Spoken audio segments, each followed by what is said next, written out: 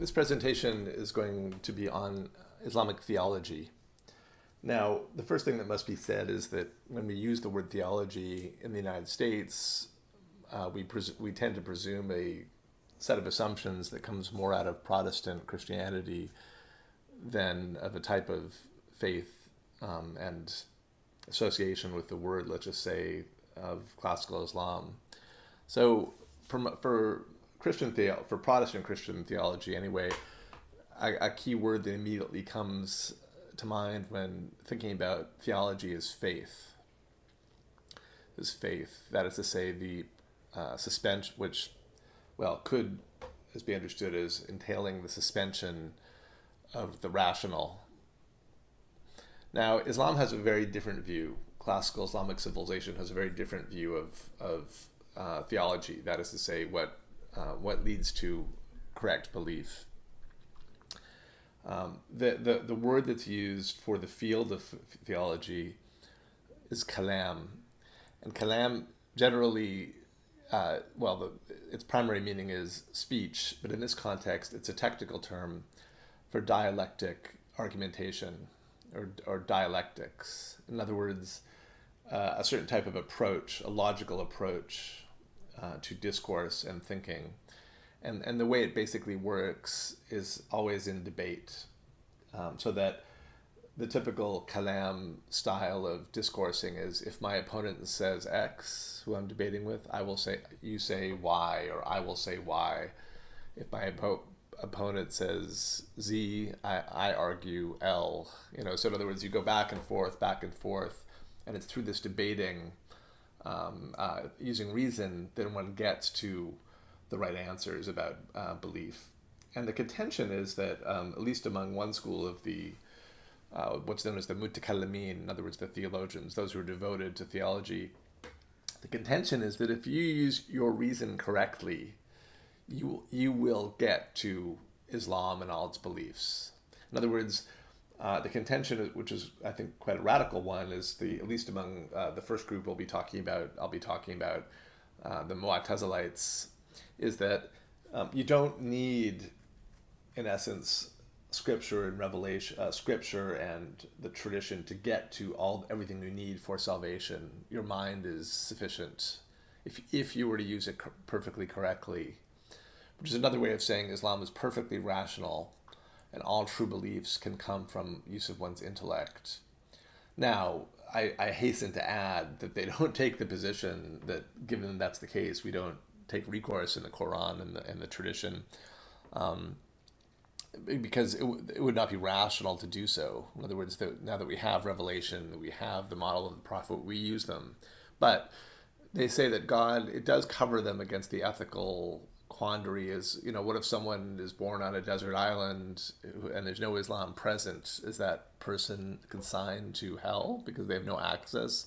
Well, no, because God gave every human reason, and through reason one can get to all the answers one needs to get into salvation. But the important point, I'm a bit of a digression. The main point here is that the whole function of kalam is not, rather than necessitating a leap of faith, it's on the contrary, becoming certain of the views of Islam through correct application of one's reason. So to talk about the origins of kalam, or the origins of, let's just say, doctrine and theology in Islam, one immediately turns actually to politics. That's really an important way to describe the origins, and that in very early Islam, we know that the imam, that is to say, the leader of the community, was considered critical for salvation. There's an important hadith tradition that the Prophet said, whoever dies without knowing the imam of his time dies the death of the jahiliyyah, that is, dies the death of the pagan pre-Islamic age of ignorance, and thus implying that they have no part in salvation. So, in a certain sense, the imam, praying behind the correct imam, that is, praying behind the correct political leader of the community, was seen as critical, not only politically, but also spiritually for salvation. Um, so, in the early period, as you read in Watt, I believe, there was a dispute between those who were the progeny of Othman after his assassination and Ali and the family of the Prophet, leading to what's known as the great fitna, the great civil war of Islam between the followers of the family of the Prophet, who are mostly based in Kufa, and the followers of Muawiyah, who was a governor of Uthman and a relative of his, who were based mainly in Syria. And in a sort of tragic turn of events, even though Ali's forces were actually winning the battle, a very clever general of Muawiyah tricked Ali Ali into a negotiation on the principle that Muslims should not be fighting Muslims. And in this famous scene from Islamic history, that the general had his men, the Umayyad general had his men put Quran pages on their lances, signifying we refuse to fight, it's just wrong to do a fight. Now, during the negotiation, which was protracted, one of Ali's fervent followers, who was upset that he had gone into negotiation, decided that Ali was now, because of that decision and not allowing God to decide the battle, in other words, interceding in the events of God as he saw it, assassinated Ali. And after that, and thus Muawiyah and the Umayyads were left standing.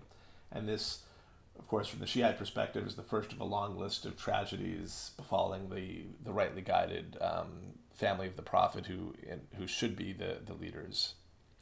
And I'll talk about that in the next lecture. But the important thing is that in the early period, you either were a follower of Ali or a follower of Muawiyah during the civil war.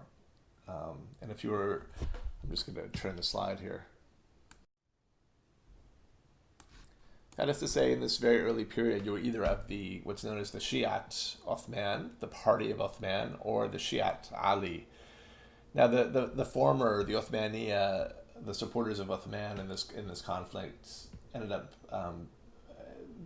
thus being the supporters of the Umayyad dynasty, and they are no longer extant. That term is no longer used because they died out in Islamic history. However, the Shiite Ali, the party of Ali, moved from a political spiritual movement into a purely religious movement and became essentially a school or a sect, depending on the time period. And they're the ones who are known as the Shiites. And I'll talk about, again, this is not a Shiite lecture, Shiism lecture, we'll talk about that next time.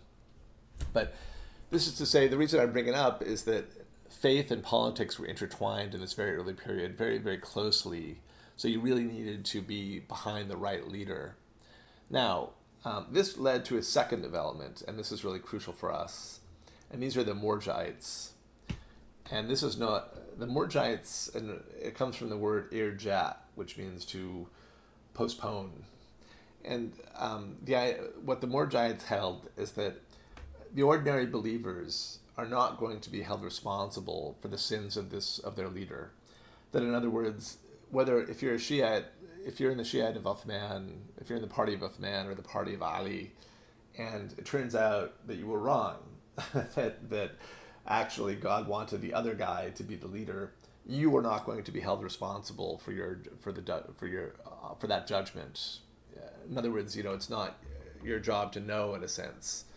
So in a way, it's the beginnings of an apolitical, quietist move.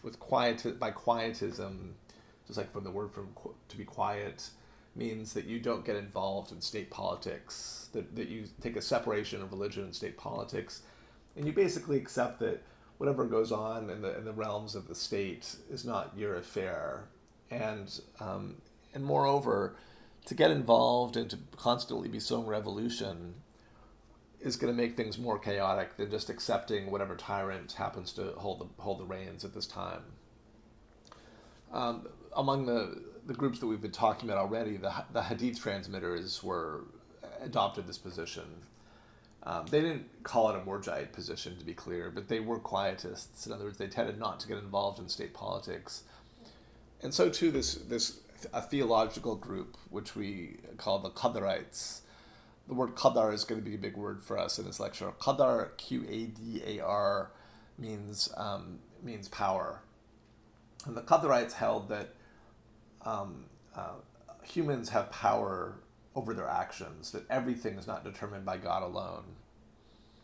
And you could, in other words, that if a political, for example, if a certain caliph is in power, it's not necessary that God necessarily put him there. In other words, God may not approve of everything that's going on. He may punish that leader in the afterlife. So the Qadari political position is one that, in a way, it's kind of a passive theological protest or position of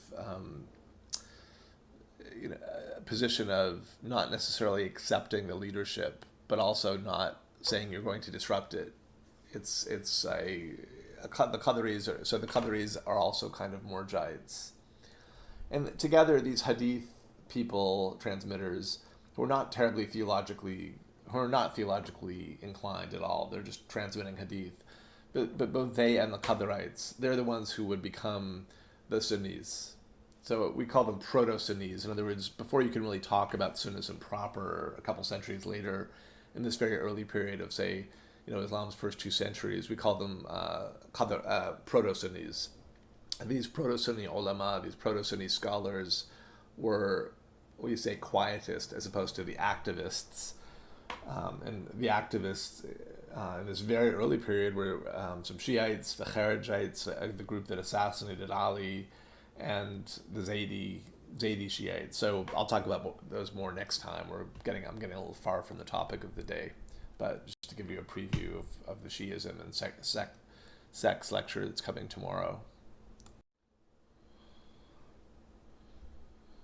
So the need for kalam, according to the advocates of kalam, the mutakallimin, the need for kalam comes from for 2 mistakes that are being widespread in the 2nd century. In other words, the kalam really started up in the late 8th, early 9th centuries. And these come from these 2 different groups. On the one hand, the Hadith transmitters, who would eventually become the Hanbalite law school. On the other hand, the Falasifa.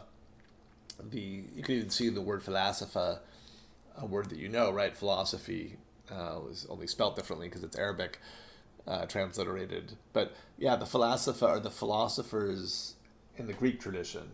That is to say, Arabic Islamic philosophers who view themselves as inheritors of Aristotle and Plato and others in the Greek tradition.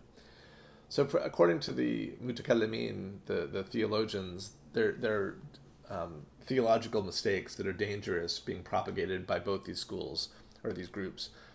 For the Hadith and later the Hanbali types, it's what's known as anthropomorphism.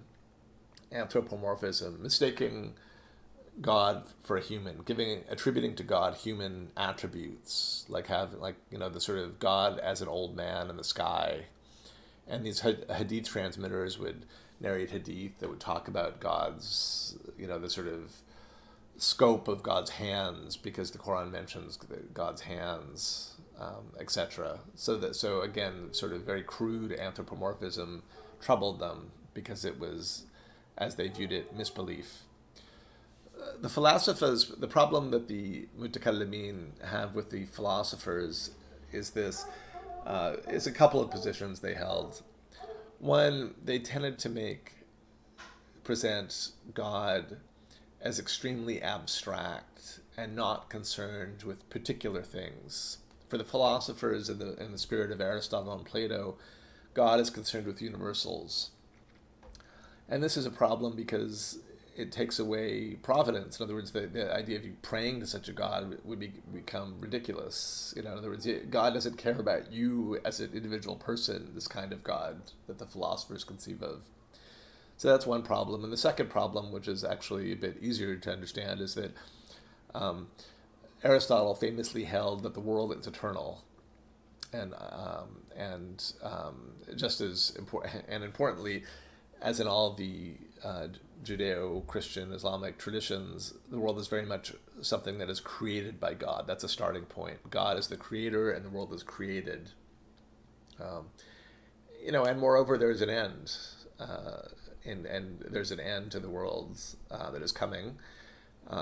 So this sort of linear model of historical time, well, both metaphysical time and as a creation, a physical creation, and then an end point, are something that Aristotle disagrees with. And so the medieval Muslim philosophers, for their part, I should hasten to add, found ways out of this problem. That's kind of what their project is finding ways of saying, both agreeing with Aristotle and having it be in kind of some sort of sense Islamic, and following the Christians and Jews. They found positions, but they have a lot of work to do that, and there's a lot of opportunity for criticism of these views. So, from the point of view of the mutakallimin, the kalam advocates, this was disbelief. They accuse the Ahlul Hadith in a certain sense of shirk, in other words, of making God into a body and praying. It's kind of a type of idolatry. And the philosophers they accused with basically making God this abstract, impersonal entity, which he is not. So it's misbelief. And as belief is an important part of the tradition, correcting it, they viewed it was extremely important. And they viewed kalam, this dialectic argumentation, as a way for, at least for literate Muslims of a certain class who might be tempted to fall into the philosophical world or to misunderstand hadith, it's a way to safeguard them from misbelief. So in a way, they see reason as a kind of guardian of the faith.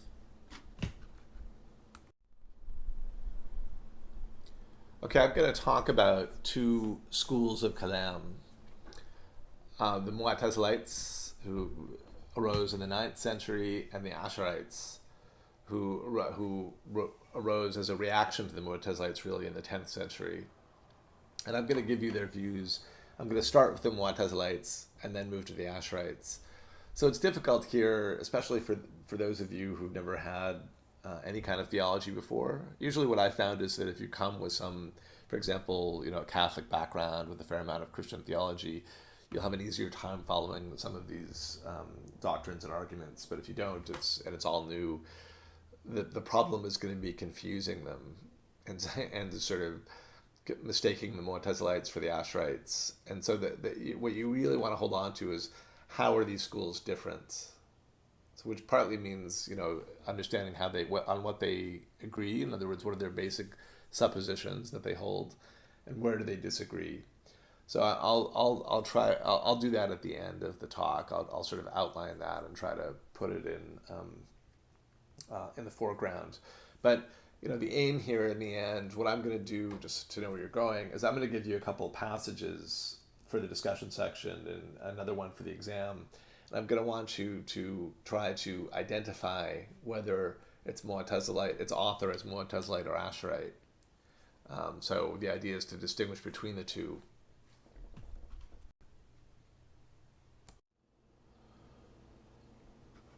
So first of all, the Mu'tazilites. The Mu'tazilites call themselves the exponents of unity, tawheed, that is God's unity, and justice, adl, that is to say, God's justice. So this will hopefully help you remember them. Now, I have to quickly hasten to add that, of course, all Muslims, and certainly all theologians, consider God one and consider him just. But the Mu'tazilites are going to emphasize these points.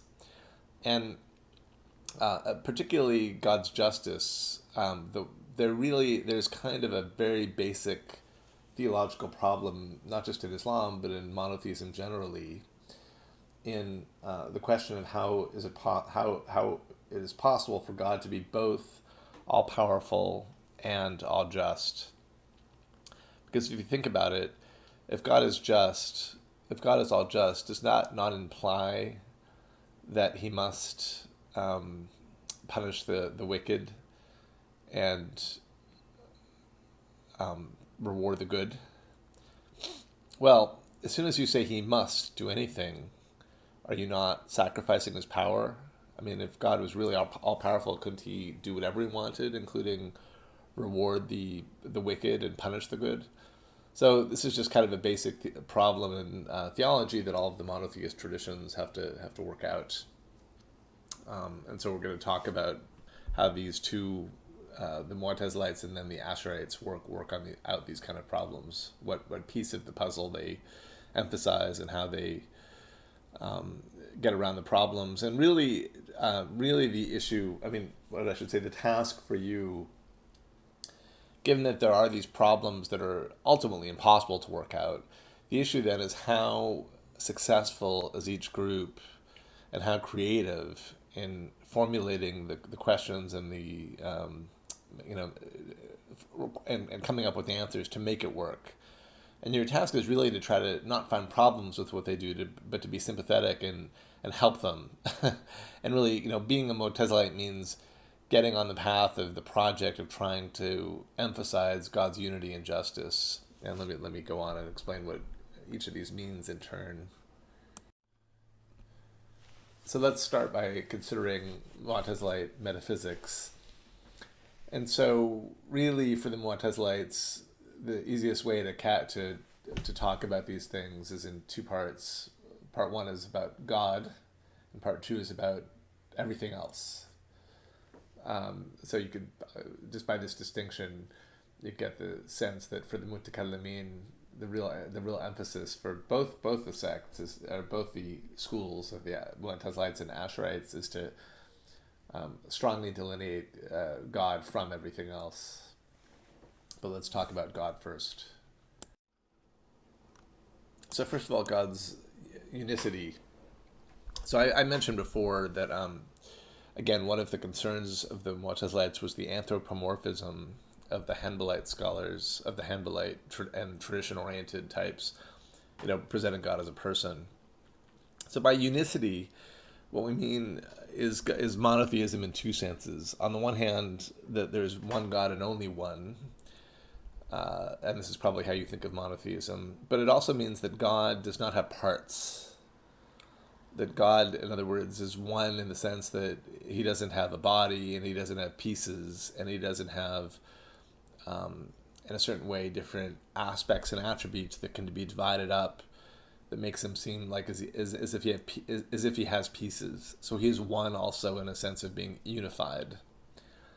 So this is what the Mu'tazilites take as God's unicity, his tawhid, and I have to elaborate on that a little bit more to talk about his different types to talk about God's attributes, which was a major topic in kalam. And despite the fact that God does not have parts, the Mu'tazilites developed a theory that God does have certain attributes, and these they call attributes of God's essence. Now, this might seem contradictory with the thesis that God not having parts, but let me explain. This is where how they get there.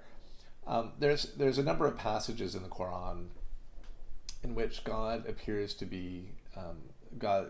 The Quran refers to God listening, or God seeing, or God having hands, for example. A reference to God's hand. So there's a number of problems with this. With God's hand, the obvious one, of course, is God's anthropomorphism. So that's quite impossible for the Mu'tazilites. But even things like God seeing, I mean, on the one hand, it's a problem because what does it mean that God sees? Does God have eyes? Obviously it's, so that could be a problem. But there's another problem, even with something as simple as God creating. God creates the universe. And here's the problem. If God doesn't have parts and God is infinite, and something like, if you say God knows infinitely, does that not imply that God was always knowing? Or, because God, if it does, and God was always an all-knowing being, and you can see why you sort of want to say that, because If he wasn't always all-knowing, what does that mean? He was at one point ignorant? You don't want to say that. So God must have been all-knowing for all time. So this brings up a problem, or this in that, what did God know before he created the universe? I mean, you have to know something, right? It's a transitive verb. You know math. You know how leaves, when leaves fall from trees. So what did God know before creation? Similarly, about God hearing, what did God hear before he created the universe, if he was eternally hearing? So the way that the problem here is you want to avoid a multiplicity of eternals, because according to the Mu'tazilites, according to all the Mutakallamin, all the theologians, God alone is eternal. For everything else is created. Because remember, you've got God and everything else. God alone is the creator. God alone is one. God alone is eternal. So to avoid this, what they said was that God has attributes of essence. So if you look at all these different things which God is said to do, to know, to create, etc., to see, to hear, to have hands, they boiled it down to these three. And what they say is that they came up with a formula, which is something like this. God knows a knowledge which is not different from his essence. God lives a life which is not different from his essence, that is, God exists. God is powerful or is capable with a power which is not different from his essence. So all of these attributes like seeing, hearing, willing, perceiving, speaking. Remember the Quran, we defined as God's speech earlier in the course. So all of these things can be connected to one of these three attributes of his essence. So God's speaking is really a type of his being powerful, which entails creating things. But they want to avoid making a statement that God creates, because that sort of entails he creates something, or that God knows something else. So all these things are really just an aspect, according to the Mu'tazilites, of saying God, the nature of God, his of God's essence is that it entails these three things. So in a way, it's our failure of human language to be able to encompass God's essence that we have to come up with these attributes. But in a matter of fact, he remains unified. That's the best I could do with that. It's a difficult point for them. So remember, for the Mu'tazilites are the people of God's unity, or the advocates of God's unity and justice. What do they mean by God's justice? This is easier, happily. What they mean, quite simply, is that God rewards the good and God punishes the wicked. This is God's justice.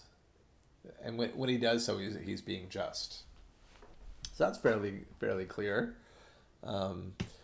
How one determines what is good and what is wicked. You can use God, of course, knows, being all-knowing. And as for us, we can use our intellect, our reason, and one can determine, using one's reason, that murder is wrong and wicked, and thus that God will punish us for it if we do it after we die. And similarly, we can know that recognizing God as the creator and praying to him is good, and that God will reward us for it, etc. So this is God's justice, fairly clear cut for the Mu'tazilites.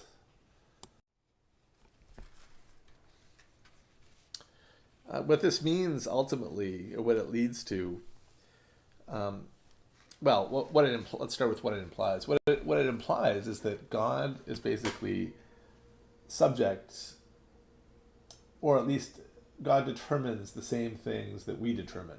In other words, in a certain way, the rules about justice for God are the same as us. He knows them perfectly, and we may have more trouble getting there because we're fallible and he is not. But nevertheless, it's the same we come to the same answers. There's no question about that. We have the capacity to come to the same answers God does. And what's unjust for us is also unjust for God. In other words, the fact that murder is a sin, according to using our reason, is the same reason that murder is a sin according to God, because it's rational. It's subject to reason. So there's this principle that, there could be an analogy of the unseen to the visible, what's visible below. In other words, the same rules up there that God is functioning by in terms of reason also work down here. And in a certain sense, that what that allows room for is that humans are walking around with the qadr, with the power over their actions. Remember the Qadarites? The Mu'tazilites are the inheritors of this Qadari tradition that I talked about in one of the opening slides. So, the idea is that Qadr means power, and humans have Qadr over their decisions, which basically means they're responsible for their acts. And to have Qadr over your actions means that you really walk around with the power to do something or not to do it. That's how they define it. You can murder someone or not murder them. And that's a power you walk around with. And God's role is to reward and punish you based on these decisions which you walk around with. Now, God only does ultimately what is morally good, that is by rewarding and punishing, and that's what his role is. And that so you can see how this is the emphasis on God's justice. What the critics are going to say is that it seems to make God a kind of automaton, right? God just is sort of like this, rewarder and punisher, but he has no volition. He doesn't decide, or he doesn't have the power to do whatever he wants. He's kind of compelled to do this. I think a Mu'tazilite response would be, well, his power comes in his capacity to be totally just, but it's a problem. Okay, so that's what I want to say about God for now. Let's talk about everything else. Remember I said that there's God and everything else. So everything else in the universe is created by God, and it consists of atoms and accidents. And these are technical terms which I have to define for you. So the reason we use these funky technical terms is that when the early Mu'tazilite Mutakallimin adopted them, they used the words coming from the Arabic terms for the old Greek words for atoms and accidents, which were in the Greek philosophical tradition technical terms. Now, how they got from the philosophical tradition to the kalam tradition is a bit controversial. I'm not going to even go there, but we're going to keep using these terms, and I'll define them. But the main thing, and when I say they're technical terms, what that means is you kind of have to throw out whatever association you have with these words in English language and just listen to how I define them in the specific context of kalam. So first of all, atoms. What are atoms? Well, atoms have certain features. First of all, one of them is that they're all alike. Each atom is alike every other atom. That's the first defining quality of the atom. All of them are alike. Second is that they take up space. And the third one is that they persist over time. And that's it. That's what an atom is. So atoms are things that God created that are in the universe. Each one is alike. They take up space and they persist over time. Accidents are qualities that adhere in bundles of atoms. So forget about the idea of accident as like a mistake. It's not, in this context, it means something different. They're qualities that adheres in bundles of atoms. Okay? So if you take, the computer screen you're watching or the sound that you're listening to, what is that? Well, like everything else in the universe, it's atoms and accidents. It's a bunch of atoms which are, taking up space and adhering and persisting over time. And then the accidents, for example, of the computer screen are that it's rectangular. An accident can be it has electricity running through it. An accident could be it costs $175. An accident can be it's sitting on a table, In other words, any other way you could describe it are accidents. So the accidents are its qualities, all of them. If you dropped it on the floor, it would be the accident of falling for the seconds that it would have in it until it hit the floor. And the reason it fell, if you were to push it off the table, for example, would be because you pushed it. In other words, Mu'tazilites, remember, because you walk around with a qadr to do things, you can, push something and the cause and cause it an accident to adhere in it for a short time. For example, the accident of moving. So, in other words, the causal system works here in a way quite familiar with what you're used to. And the reason I have to talk about that is that obviously the Asherites are going to disagree. So that's where we're going.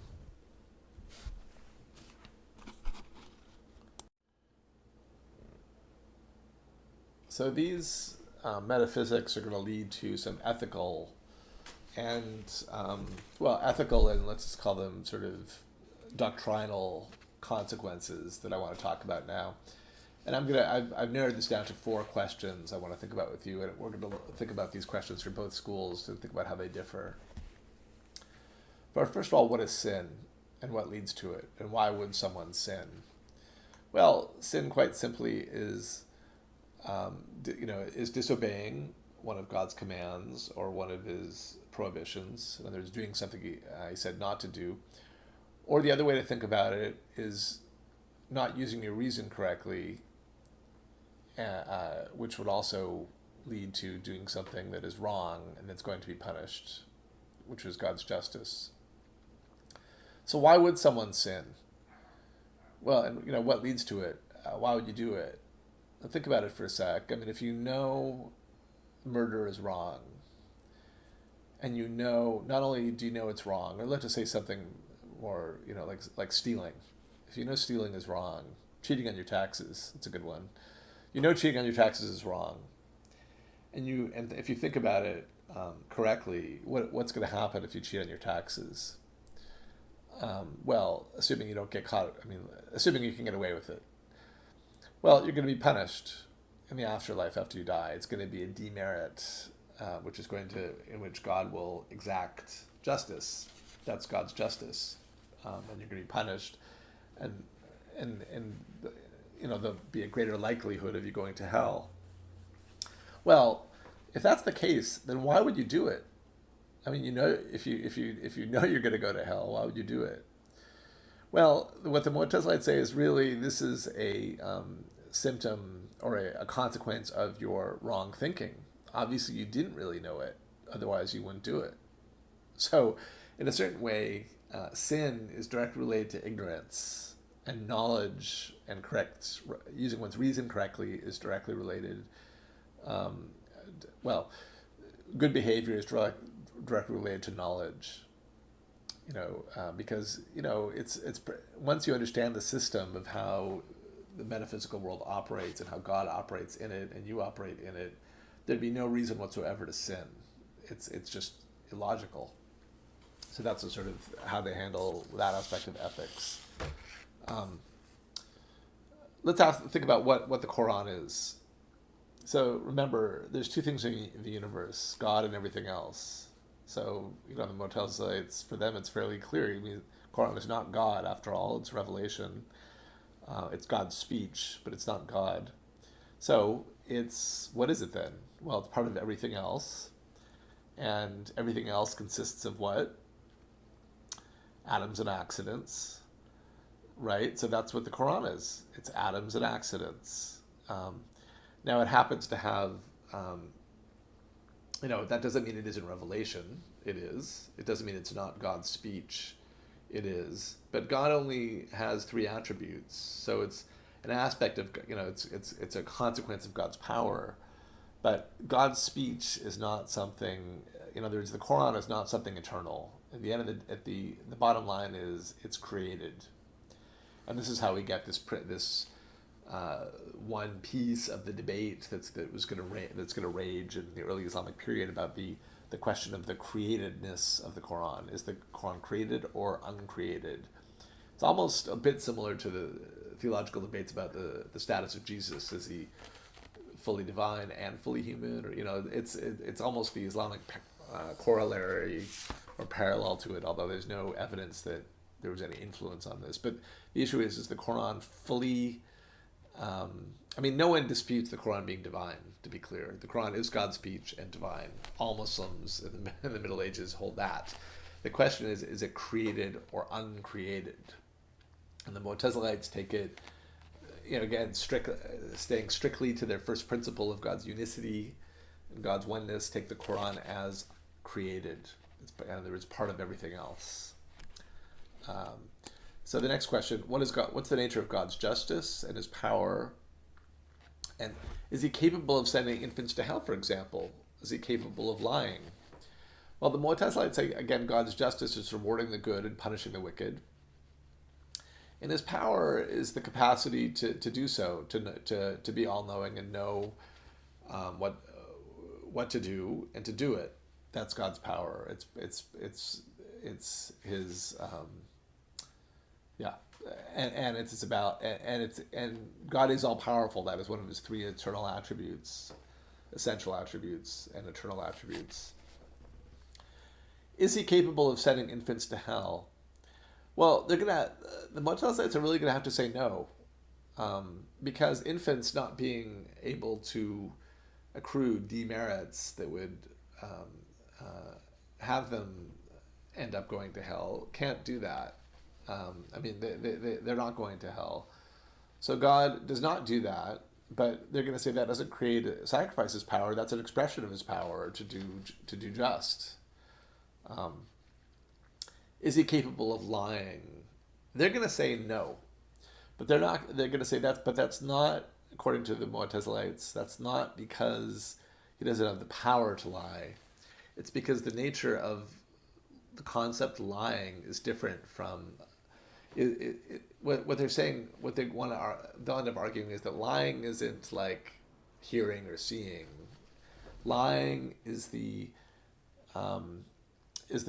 breaking of truth telling. So it's almost analogous to having something being broken, like a broken table.